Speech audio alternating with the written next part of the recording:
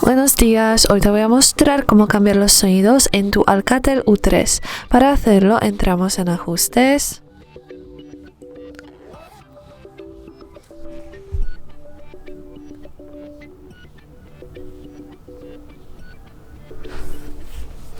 y ahora vamos más abajo y buscamos la pestaña Sonido y Notificación.